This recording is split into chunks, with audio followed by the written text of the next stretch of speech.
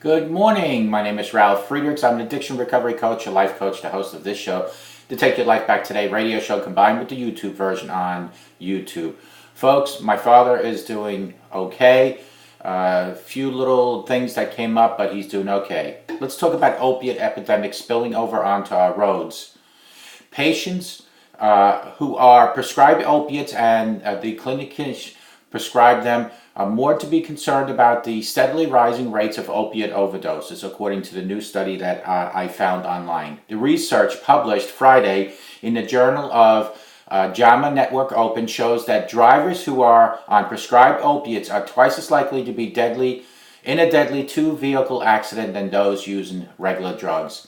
As the United States struggles with opiate epidemic, these findings could affect healthcare providers' decision-making processes, say most experts. Statistics from the U.S. Center for Disease Control and Prevention show that although the rate of opiate prescribed per 100 people decreased from 72% to 66 between 2006 and 2014, 214 million opiate prescriptions are written each and every year. Study author Dr. Guad Lee, a professor at the prevention at Columbia University, said that he co-authored an article about how too many doctors are writing too many prescriptions, such as painkillers, and they are on the rise of trying to curb this situation. For the study, the researchers used data from the National Highway Traffic Safety Administration Fatality Analysis Reporting System, which contains records from throughout the United States on motor vehicle crashes with at least one death within 30 days of the accident. The data is based on driver-related factors, the unsafe actions of drivers that lead to crashes. A driver with at least one driving error resulting in that fatal crash becomes known as crash initiator. The researchers used these driving errors to measure which drivers were at fault for crashes and used toxicology results to look for presence of opiates. After looking at 18,321 driver pairs who died in two vehicle accidents between 1993 and 2016, Lee and Churi found that 52.7% decrease in percentages for drivers who tested positive for prescribed opiates crashed because they were unable to stay in their lane. Additionally, more crash initiators overall tested positive for prescribed opiates, alcohol, or both, than those who were not initiators.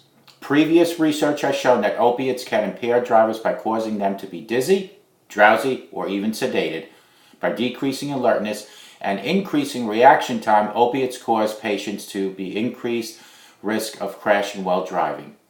The medications often carry warnings against driving, operations, heavy machinery, or participating in other potentially dangerous activities. The authors acknowledge limitations to the study. Drivers who tested positive for opiates were not necessarily impaired. Also, the fatality analysis reporting system does not record the dosage of opiates or alcohol. And although driving errors were standardized to understand who was faulted for the accident, this may not be enough information that varies from state to state. Lee and Churi conducted a previous study that showed that before the onset of the opiate epidemic in the early 1990s, opiate use was responsible for only about 1% of driver deaths in the United States.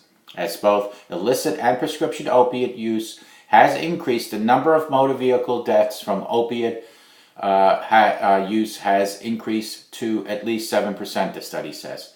To reverse this trend and ensure that patients do not fall victim to driving under the influence, education and collaboration between the patients and the clinicians is necessary, the researchers say. It is a crisis that is out of control and we need to curb it. Call me at 844-405-HELP. Together we can help each other take our lives back. Be good to yourselves, be good to each other. Simple smile to a total stranger can change that stranger's life forever, and it can change yours. Thank you everybody for your prayers for my father. He is on the road to recovery. May God bless him.